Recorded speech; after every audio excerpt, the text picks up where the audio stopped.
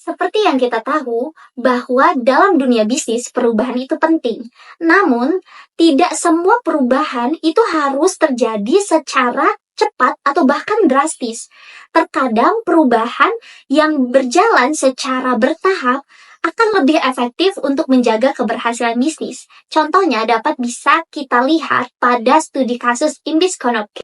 Studi kasus Imbis Konopke adalah contoh menarik bagaimana suatu bisnis kecil dapat bisa tetap sukses walaupun menghadapi suatu perubahan.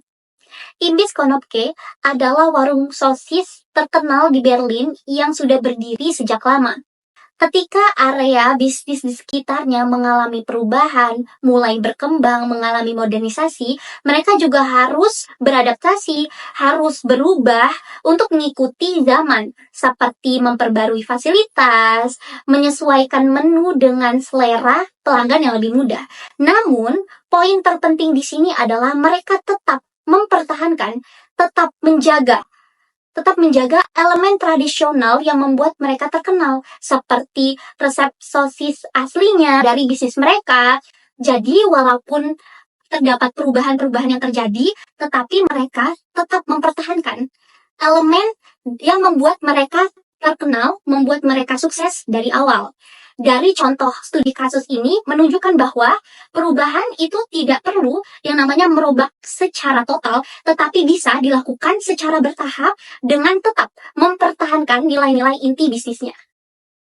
Kembali lagi pada topik perubahan. Saat kita berbicara tentang perubahan organisasi, ada beberapa pertanyaan penting yang harus kita jawab. Misalnya, yang pertama, mengapa perubahan itu perlu? Apakah kita fokus kepada individu, kelompok, atau seluruh sistem? Bagaimana cara kita mengatasi perlawanan terhadap perubahan? Siapa yang harus memimpin perlawanan ini? Dan seberapa sering perubahan itu perlu untuk dilakukan? Dan pada intinya, perubahan harus dikelola dengan hati-hati. Ini bukan hanya soal strategi, tetapi bagaimana kita menerapkannya dengan tepat. Manajemen perubahan sebenarnya bukanlah ilmu yang berdiri sendiri, tetapi ia berkembang dari berbagai disiplin ilmu sosial seperti psikologi, pendidikan, dan epistemologi.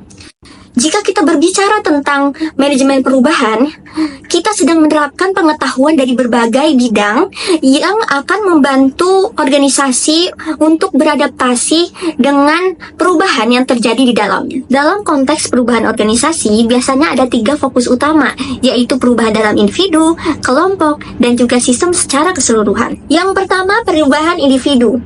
Hal ini tentang bagaimana seseorang dapat memotivasi dan mengubah perilaku setiap orang di suatu organisasi. Sebagai contoh bisa kita lihat di teori motivasi Maslow, seseorang dapat berubah apabila kebutuhan dasar seseorang tersebut sudah terpenuhi sepenuhnya. Yang kedua, perubahan kelompok. Di sini kita berbicara tentang bagaimana kita bisa mempengaruhi perilaku kelompok untuk dapat meningkatkan kinerja mereka. Selanjutnya, perubahan sistem. Fokusnya pada bagaimana semua bagian dalam organisasi saling terkait dan bagaimana perubahan yang terjadi di satu area memengaruhi yang lainnya. Peter Senge memperkenalkan suatu pendekatan ini dengan menekankan bahwa kita harus melihat suatu organisasi sebagai sistem yang saling berhubungan. Ada 3 aliran pemikiran utama dalam manajemen perubahan.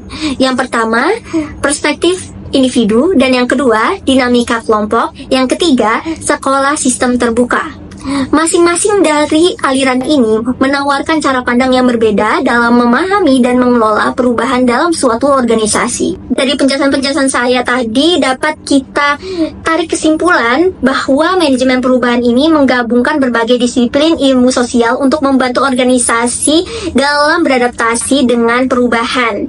Fokusnya bisa pada individu, kelompok, atau keseluruhan sistem dalam suatu organisasi. Gantung pada kebutuhan, kita bisa memilih pendekatan yang paling sesuai. Apakah itu dengan memotivasi individu, memengaruhi perilaku kelompok, ataupun melihat organisasi sebagai satu kesatuan yang saling berhubungan. Jadi, dengan kita memahami ketiga aspek ini, kita bisa mengelola perubahan yang terjadi di organisasi dengan lebih efektif lagi. Baik, materi selanjutnya yaitu aliran perspektif individu. Dalam perspektif individu terdapat dua pendekatan utama terhadap perubahan perilaku, yaitu pendekatan behaviorisme dan pendekatan psikologi Gestalt field. Yang pertama yaitu pendekatan behaviorisme yang dikemukakan oleh Pavlov dan Skinner. Mereka memandang perilaku sebagai hasil dari interaksi dengan rangsangan eksternal melalui conditioning. Perilaku yang diberi penghargaan atau imbalan cenderung akan diulang, sedangkan perilaku yang tidak mendapatkan penghargaan atau imbalan cenderung akan hilang. Kemudian yang kedua yaitu pendekatan psikologi Gestalt field yang dikemukakan oleh Lewin, menekankan bahwa perilaku dipengaruhi oleh cara individu memahami konteks atau ruang hidup mereka sendiri. Nah, kedua pendekatan ini dapat diintegrasikan dalam manajemen perubahan dengan menggabungkan motivasi eksternal dan refleksi internal untuk menghasilkan perubahan yang lebih efektif. Sekolah dinamika kelompok. Sekolah dinamika kelompok yang dikembangkan oleh Kurt Lewin berfokus pada perubahan organisasi melalui kelompok kerja. Lewin berpendapat bahwa perilaku individu dipengaruhi oleh kekuatan dalam kelompoknya dan lingkungan sekitar. Oleh karena itu, perubahan efektif harus ditunjukkan pada norma, peran, dan nilai sekolah dinamika kelompok. Norma dapat berupa aturan formal atau informal yang mempengaruhi tindakan anggota kelompok. Sementara, peran seringkali melibatkan berbagai tanggung jawab yang dapat menimbulkan konflik. Jika tidak didefinisikan dengan jelas, nilai kelompok yang sulit diidentifikasi mendasari prinsip-prinsip dasar perilaku. Pendekatan ini menekankan pentingnya pengembangan tim untuk meningkatkan efektivitas organisasi dengan mengubah nama peran dan nilai kelompok untuk mencapai perubahan yang berkelanjutan. Sekolah sistem terbuka. Pada pendekatan ini, sekolah sistem terbuka melihat organisasi sebagai sistem yang terdiri dari subsistem yang saling berinteraksi, baik secara internal maupun dengan lingkungan eksternal, di mana setiap perubahan dalam satu subsistem akan berdampak pada subsistem lainnya dan pada keseluruhan kinerja organisasi. Subsistem utama mencangkup tujuan dan nilai, teknologi, psikososial, dan manajerial. Pendekatan ini menekankan pentingnya koordinasi dan sinergi untuk mencapai tujuan bisnis secara keseluruhan. Meskipun mendapat kritik karena kompleksitasnya, pendekatan ini didukung oleh banyak ahli dan berfokus pada perubahan organisasi secara holistik, bukan hanya perubahan pada individu atau kelompok. Selanjutnya ada 3 faktor resistensi terhadap perubahan. Faktor pertama itu pandangan tradisional terhadap resistensi. Di sini, resistensi karyawan dianggap melekat, luas, tidak rasional, dan disfungsional. Pandangan tradisional juga sering dianggap sebagai penyebab utama kegagalan suatu perubahan. Faktor kedua itu ada resistensi konstruktif. Di sini, resistensi kadang menunjukkan bahwa perubahan yang diusulkan tidak tepat atau ilegal. Resistensi konstruktif juga menentang asumsi bahwa resistensi selalu salah dan berasal dari individu. Faktor ketiga itu ada pendekatan sistemik terhadap resistensi.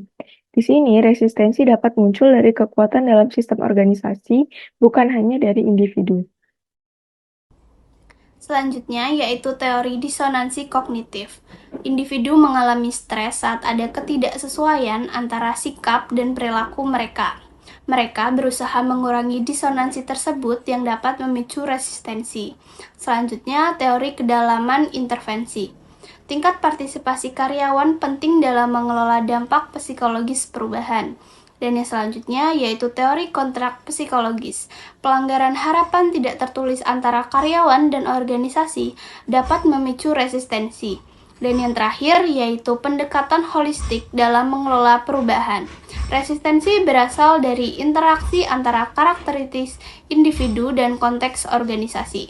Mengelola perubahan memerlukan pendekatan yang lebih holistik. Baik, selanjutnya di sini kita akan membahas tentang agen perubahan.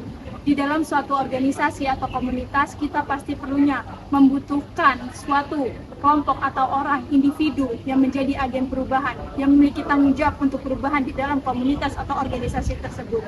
Untuk menjadi agen perubahan, kita harus memiliki 3 keterampilan, yaitu memiliki jiwa kepemimpinan, memiliki komunikasi yang baik, dan pandai bernegosiasi.